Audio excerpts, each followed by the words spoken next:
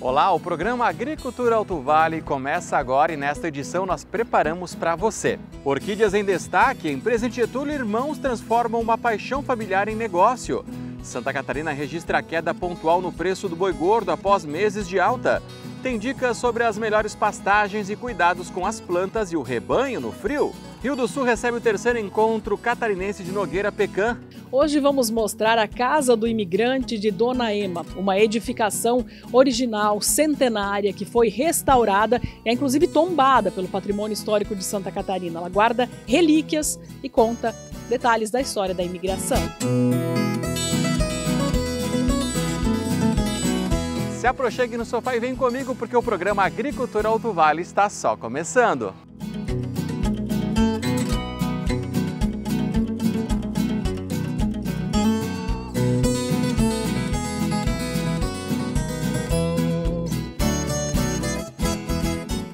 Olá, que bom encontrar você aqui na tela da TV, você que acompanha o nosso programa Agricultura Alto Vale também pelas nossas redes sociais, obrigado pelo carinho de sua audiência. Em Presidente Getúlio, dois irmãos transformaram uma paixão familiar em negócio e decidiram cultivar orquídeas para venda e estão contentes aí com o investimento feito até agora. As belas orquídeas de cores vibrantes simbolizam uma nova etapa de vida para o Ronei, que transformou o passatempo em negócio. Ele morou por muitos anos em Timbó, onde trabalhava em uma empresa, aí se aposentou e, por causa das plantas, voltou para a terra de origem, o município de Presidente Getúlio. Aqui, ele cultiva orquídeas nesta propriedade do bairro Niterói, em uma área de uns 1.000 metros quadrados. A atividade é mantida em parceria com o irmão gêmeo, Dionei. E tudo começou com algumas plantas que eram da mãe deles. Ela tinha algumas orquídeas em casa. Ela mudou de casa para apartamento e a gente ficou com dó que ela botasse fora. Eu levei para Timbó e comecei a cultivar. Depois que levou então as mudas da mãe para cultivar, o Ronei acabou tomando gosto pela atividade e formou uma coleção de orquídeas. Aí buscou conhecimento, foi trocando experiências de cultivo com outros produtores e o resultado hoje está aqui, em Presidente Getúlio. Nessas estufas são quase 18.000 orquídeas. Conheci pessoas em Timbó, lá tem uma associação, a Corte, uma associação de produtores. Começamos a visitar a feira, pegar gosto e aí veio a ideia, por que não fazer do hobby uma atividade que desse renda também? E foi aí que nasceu a parceria com o irmão e o nome do orquidário, Zinc e Zinc. A primeira parte da estrutura de cultivo foi montada em 2021. Como o meu espaço em Timbó era pequeno, numa conversa com meu irmão, nós decidimos fazer então uma sociedade. Ele tinha o lugar e eu tinha o conhecimento. Trouxemos para Getúlio, né? Eu ainda trabalhava lá e vinha final de semana. A gente construiu sozinho. A gente começou a ampliar, né? Eu trouxe as minhas plantas de lá para cá e aí eu vinha todo final de semana, trabalhava no orquidário e voltava para lá. E chegou um ponto que as duas coisas já não conseguia mais conciliar, né? Então, com a concordância da esposa, a gente decidiu voltar para Presidente Getúlio e se dedicar totalmente ao cultivo aqui das orquídeas. E são diversas espécies aqui. Tem as exuberantes catleias, o popular sapatinho, vandas também, e tantas outras com suas formas e cores que encantam. Cada muda é cultivada com capricho, sob o olhar cuidadoso do produtor que está sempre por perto. O Ronei destaca que o foco aqui é produzir plantas que tenham vida longa, que se adaptem bem às condições de cultivo, já que muita gente tem dificuldade para manter as orquídeas. Eu gostava muito de comprar orquídea nessas exposições, mas eu tinha muita dificuldade de fazê-la cultivar. Porque elas vêm de um ambiente, né, bastante controlado, né, são orquídeas que nunca pegaram um pingo de chuva, né, nunca tiveram uma doença e nada. Tanto é que é comum a gente sempre escutar as pessoas falarem: não, eu adoro cultivar, eu acho lindo, mas não consigo. Né, mas justamente por causa dessa dificuldade de adaptar uma planta de um ambiente controlado, né, para um ambiente aberto. Então, nosso objetivo foi criar justamente orquídeas dentro das condições que o pessoal tem em casa. Então, nós aqui temos só sombrite, elas recebem chuva, verão, o calor, né? Nós tivemos esses dias -2 graus, elas estiveram aqui, suportaram tranquilo, né? Então a gente conseguiu fazer uma planta que a pessoa leve para casa e não sofra aquele estresse, né? E que a planta continue cultivando.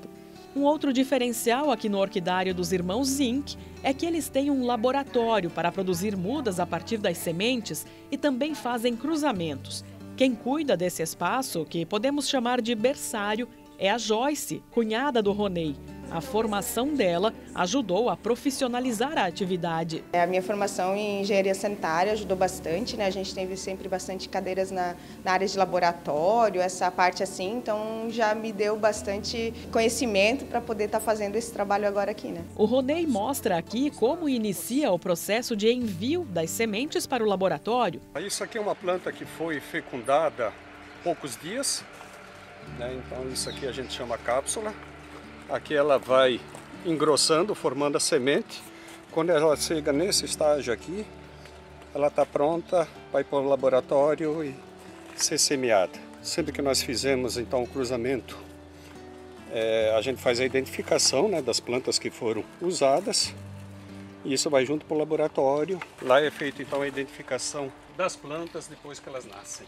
Quando a cápsula vem para cá, aí vai depender se ela está fechada ou aberta, né?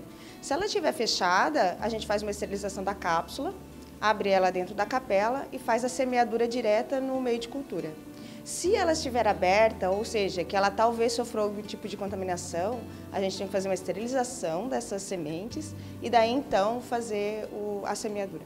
É quase como se você estivesse criando vidas, assim, né? Então, você vê depois a tua plantinha que tu semeou tal, dá uma florzinha, é bem gratificante mesmo.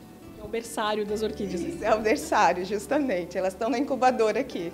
Quem quiser conhecer o orquidário Zink e Zink, que fica na margem da SC 340, no bairro Niterói, pode agendar uma visita por WhatsApp. O número é 4799640-1007. Para o Ronei, empreender depois da aposentadoria foi um passo ousado, mas compensador. Valeu a pena, muito a pena. Hoje eu estou realizado como pessoa, né? Eu comecei essa atividade aqui com 52 anos. Começar um negócio e fazer dar certo e fazer uma coisa prazerosa, eu acho que não tem nada que compense mais do que isso, né?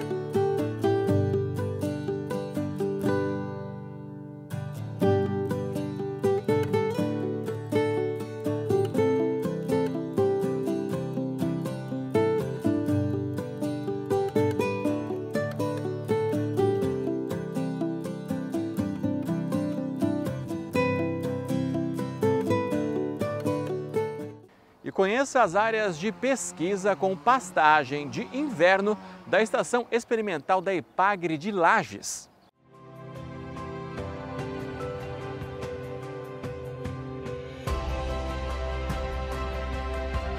Esse experimento é um experimento que vem sendo conduzido há mais de 30 anos por instituições públicas e privadas de todo o sul do Brasil.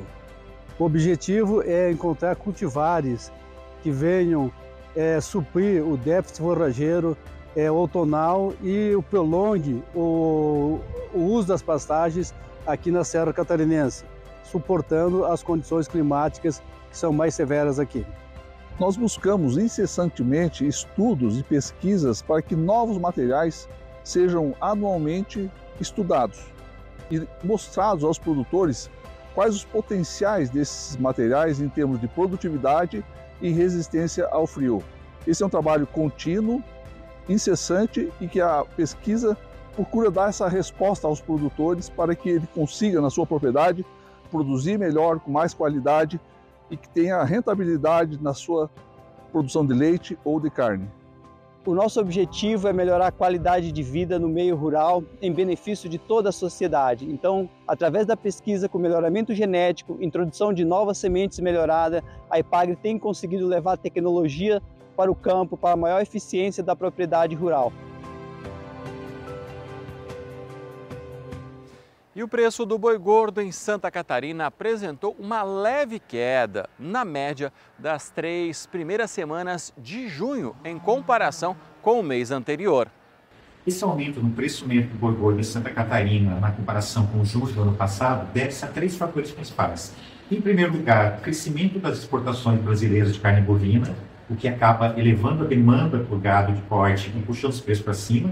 É importante destacar que, embora Santa Catarina não seja um grande exportador, é também influenciado por esse crescimento dos embarques nacionais.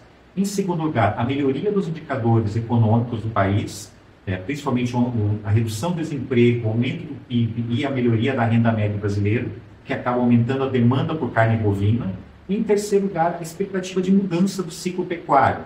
A gente deve passar por uma redução na oferta de boi gordo nos próximos 2 a 3 anos, e, em função disso, muitos produtores, com expectativa de que haja um aumento nos preços, tentam segurar seus animais até o limite para que possam se beneficiar dessa possível variação positiva dos preços que deve ser observada nos próximos meses. E com a chegada do inverno e queda das temperaturas, é hora da Epagri intensificar as orientações aos pecuaristas catarinenses. Confira algumas dicas sobre as melhores pastagens e cuidados com as plantas e o rebanho com o frio.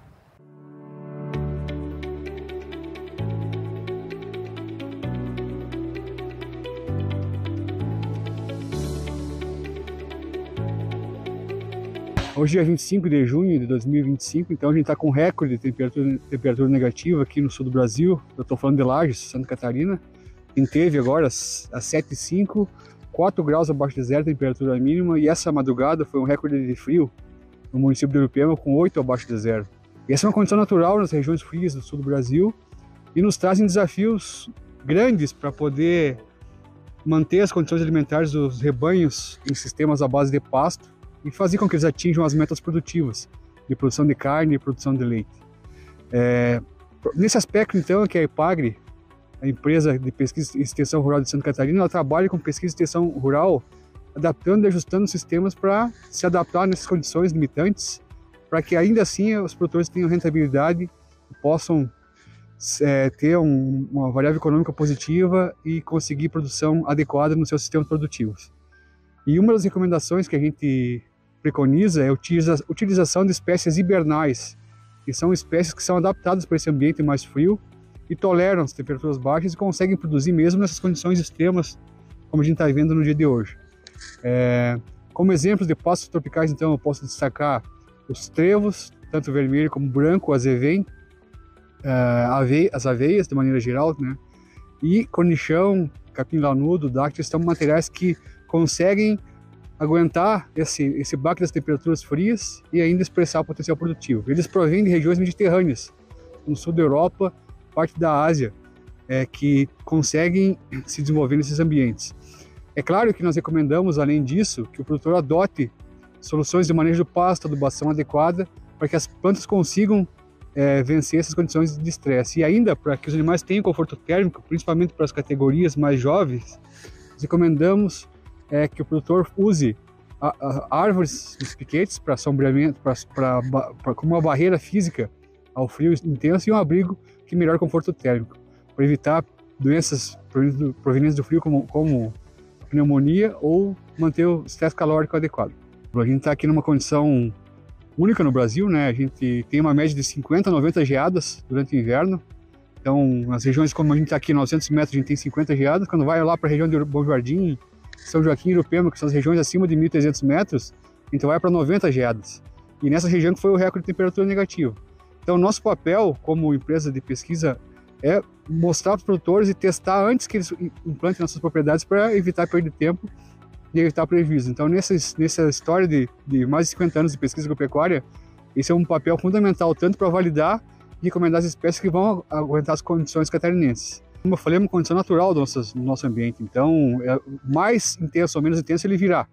Então o primeiro passo é saber que isso vai ocorrer e usar as ferramentas que a gente chama de processos que são já adaptações para isso. Então uma cultivar adequada, semear na época correta, manter o nível de fertilidade do solo adequado para que a planta consiga ter as condições ambientais adequadas para expressar potencial e ter menos fatores estressantes para se adaptar. No caso de animais, então, ter abrigos naturais, acesso a abrigos naturais ou artificiais no bosques e subbosques para poder tolerar, lembrando que temperaturas muitas vezes de 2 ou 3 graus acima já são uma diferença muito grande para o animal manter o seu peso metabólico, né? E o calor corporal para vivenciar essa condição fria. Claro que isso não vai ser para sempre, né? Então já tem essa massa polar saindo, vai esquentar a temperatura e volta à condição normal de crescimento. Mas acima de tudo, é um sistema à base de pasto com espécies recomendadas para que seja a produção mais economicamente viável. Se ele perder a pastagem e não fizer uma pastagem adequada, o custo vai ser maior, porque ele vai ter que comprar suplementos como feno, silagem, concentrados que vão encarecer seu custo de produção. Nos dias de hoje, o conhecimento é o nosso principal insumo. E a tomar decisão planificando as ações antes de decorrer esse processo é fundamental para que eu tenha cada vez mais sucesso nos sistemas produtivos. Então esse é o papel da EPAGRE, né? Há mais de 50 anos, gerando conhecimento para transformar o estado no que ele é uma potência do agronegócio com rentabilidade, sustentabilidade econômica, social e ambiental. E Rio do Sul recebeu o terceiro encontro catarinense de Nogueira Pecan.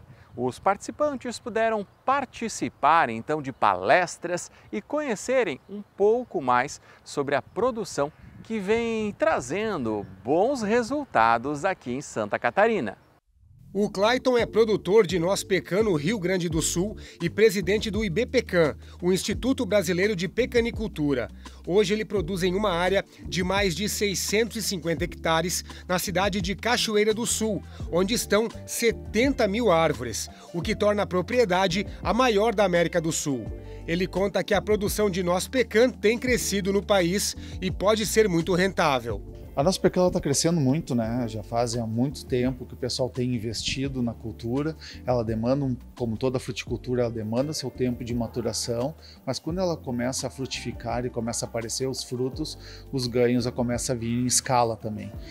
Hoje nós estamos tendo um crescimento bem importante no Brasil, dentro da cultura da noz pecan, o que já transformou o Brasil hoje no quarto maior produtor mundial da noz pecan. Segundo o pesquisador da Embrapa, esse crescimento na produção da nogueira também se deve a estudos e pesquisas que vêm aumentando sobre o cultivo. O plantio de noz pecan ele vem aumentando de uma forma bem significativa, né?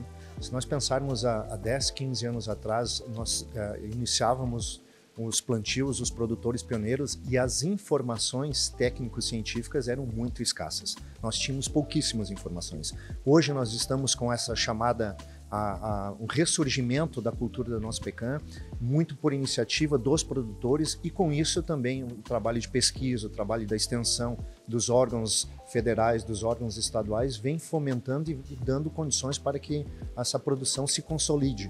Não só no sul do Brasil aqui, né, especialmente no Rio Grande do Sul, mas Santa Catarina desponta também com uma outra grande possibilidade alternativa de produção. No Alto Vale, a produção também tem crescido. Na região do Alto Vale, a Nogueira Pecan está dando os seus frutos, literalmente, porque as colheitas estão aumentando a cada ano, porque os pomares estão entrando numa idade adulta. Como é uma planta de um ciclo mais longo, então, que hoje estão os plantios com 10, 12, até 14 anos, esses plantios mais recentes, eles estão com as produções aparecendo. Inclusive é importante ressaltar que a pecan é a cultura que tem a maior área entre as frutas no Alto Vale, né? Depois vem a uva, depois vem a tangerina e tantas outras variedades e espécies que nós temos na região. Todos esses profissionais participaram do terceiro encontro catarinense de Nogueira Pecan, que foi realizado no Instituto Federal Catarinense em Rio do Sul. Aqui eles puderam participar de palestras e entender por que a produção da noz pode ser uma boa opção. Uma das vantagens da região é o clima. Se adaptou-se muito bem, né? Ela é nativa do sul dos Estados Unidos, norte do México, e ela veio para o sul do Brasil e se adaptou-se muito bem. Tem condições nós temos condições edafoclimáticas para produzir frutas com excelência, né? E isso vem se consolidando e isso vem se demonstrando a partir dos resultados, né? Hoje nós temos falta de fruta no mercado, né? Segundo o pesquisador da Embrapa, a produção da nogueira pode trazer várias vantagens para os agricultores, como por exemplo a longevidade, já que a árvore vai produzir por muito tempo. Mas ela tem uma característica, aliás, eu diria duas características fundamentais, que ela é mais longeva, né? Tem pomares há mais de 70, 100 anos produzindo noz pecan, então você implanta uma única vez, né? E essa entrada mais tardia em produção, comparada a outras frutas, ela te permite que você possa consorciar com outras culturas. E aí é a grande vantagem. Você pode produzir frutas e você ter pecuária, ter ovinos, ter bovinos, você cultivar hortaliças, grãos, tudo nessa mesma área. Essa cultura permite esse consórcio. Então é uma grande vantagem e dilui esse custo inicial de entrada de produção. Essa é a grande alternativa, a grande sacada para os pequenos produtores. O seu Auri produz noz pecan numa área de 12 hectares em agronômica. Se você vai olhar que essa árvore é centenária, com produção há mais de 100 anos, ela vai ser muito promissora, porque hoje, por hectare, a gente vai dizer 800 a 1.000 quilos por hectare. Mais para frente, isso pode chegar a 3 no máximo, né? Então é muito rendável. Então no começo você vai colher pouquinho, né? Mas ano a ano que vai passando, o caldo vai engrossando. Aí a gente vai pôr animais, gado ou ovelha. Já estamos preparando a pastagem, né? Só que ainda não tem porque falta gente para cuidar. E toda noz produzida na região tem mercado garantido. Boa parte da venda das nozes pecan é feita aqui na região do Alto Vale. Grande parte em casca, alguma coisa que já é descascada também. Nós temos uma experiência de noz pecan produzida em sistema orgânico, que tem então um diferencial de mercado em função disso e acaba buscando o mercado fora também.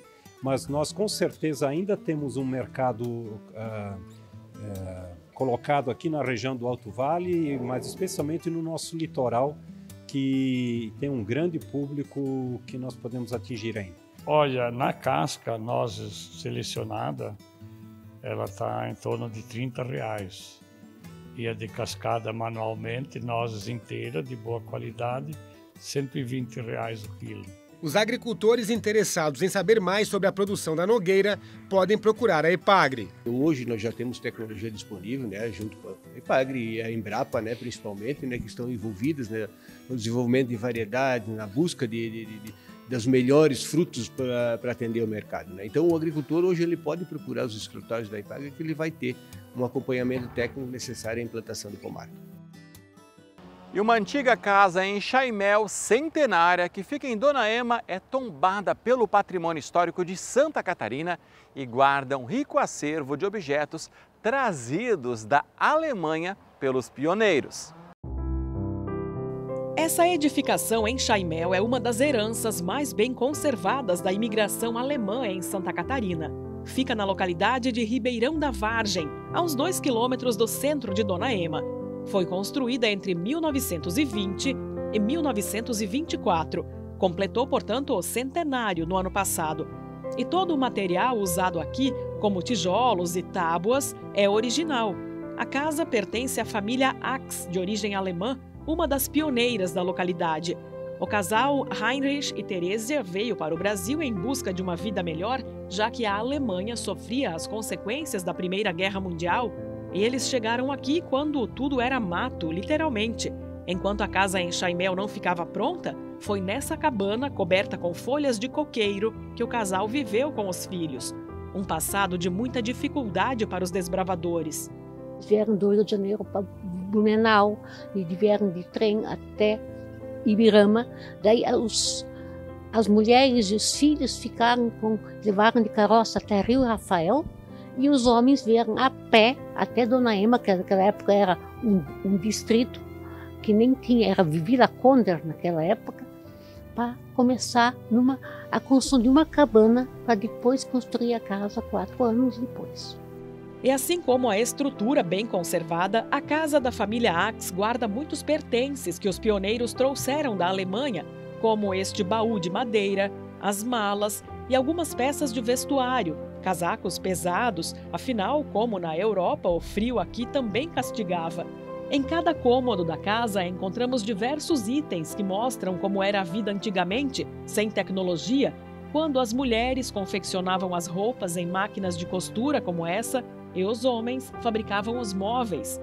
Alimentos como arroz, feijão e milho eram guardados em caixas assim, depois levados para beneficiamento nas atafonas. Essa casa conta assim tudo que antigamente, quando eles vieram para cá, sofreram para poder construir, para poder viver dentro, virem a pé de Ibirama até aqui, os desbravadores, para morar aqui 4 anos numa cabana, para construir depois essa casa, aquelas dificuldades de vida, de construção. Os antigos, cada vez ia para Ibirama fazer compra uma vez por mês para ter a comida básica, sabe? A moradia, que funciona como museu, tem ainda um rico acervo fotográfico que conta a história não só da família Ax, mas do município de Dona Ema. Alguns registros são curiosos, como este que mostra a noiva vestida de preto, um costume em época de guerra, já que o destino do companheiro que seguia para combate era incerto. Como a família Ax era muito religiosa, trouxe na bagagem a fé também, abriu as portas aqui da casa para a celebração da primeira missa. E aí os cultos da comunidade católica continuaram sendo realizados aqui até 1933, quando foi então inaugurada a igreja na área central. As primeiras missas, os primeiros batizados de casamento foram feitos aqui. E depois, foi ano passado, 2 anos atrás, o padre César rezou a missa dos 100 anos da casa aqui.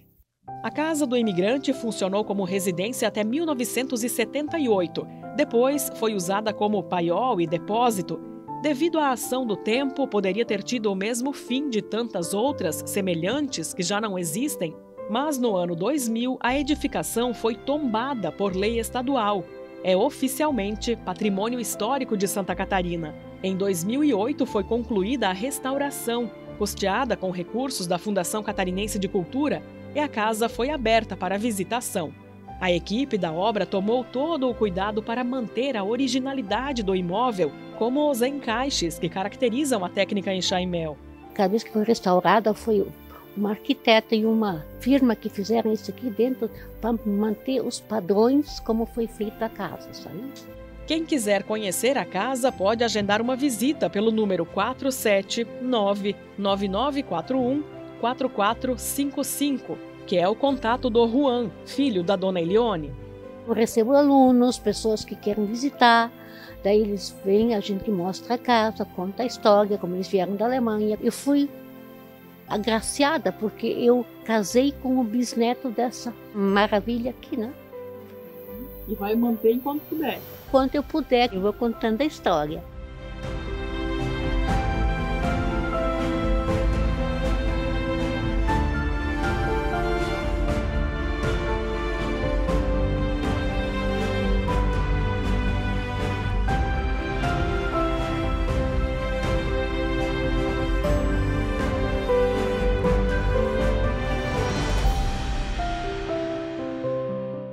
O programa Agricultura Alto Vale fica por aqui. A gente lembra que todas as reportagens estão disponíveis em nossas redes sociais. Dá para curtir, comentar e compartilhar. Obrigado pelo carinho de sua audiência. A gente se encontra na próxima semana e cuide-se bem.